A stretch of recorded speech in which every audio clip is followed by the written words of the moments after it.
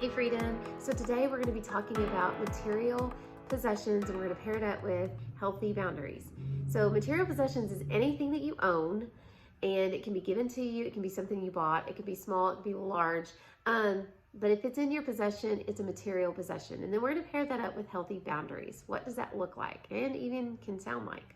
So material possession, I automatically think of kids and borrowing because that's what I'm around all day. I'm around students and I'm around my own two older children that borrow left and right.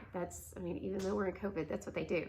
So I try to teach in my classroom, it's called the golden rule. Do unto others as you would have them do unto you. And then at home, it's called Matthew 7:12. So I try to teach them, hey, if somebody is borrowing something of yours, you need to put the expectation there. When do you need it back? How do you want them to take care of it? And then if you are doing the borrowing, they may not put their expectation there, but you can for them. You can ask, when do you need this back? And you automatically, it should be a given that you're treating their things the same way because that's what we want. And sometimes when we set up those boundaries, it can sting a little, but in the long run, it's always for the best, right? Because then we don't have those boundaries. I try to teach my own two older children. If you don't establish those boundaries, what's going to happen is you're going to borrow this and then you're going to be looking for it. You're not going to find it.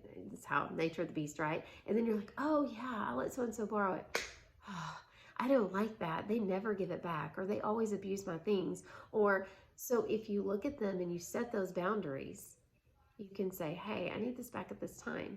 And then you'll kind of know, hey, do I want that person borrowing my things because they don't take care of them? But you also want to be on the other end of you want to be the person that takes care of stuff. So we need to remember that Matthew 7:12 tells us to do unto others as we would have them do unto us. And that's super important. And that's a lifelong lesson that will follow us for the rest of our lives. So today, as you're out and about and you're thinking about things and you're seeing things and you're interacting with others, and maybe you ask to borrow that pen. And I'm just as guilty as anyone. When I go to the bank and I'm filling stuff out, I take off with the pen and I'm like, oh, I have this pen from the bank. I'm the world's worst at it.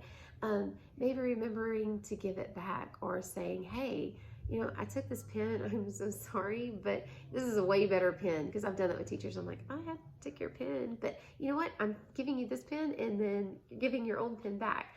It's just a good rule of thumb because I would want somebody to do that for me. So setting those healthy boundaries is super important. So I hope you have a fantastic day. As I tell my students, a fantabulous day. And I hope that you are able to set your boundaries with anything that is borrowed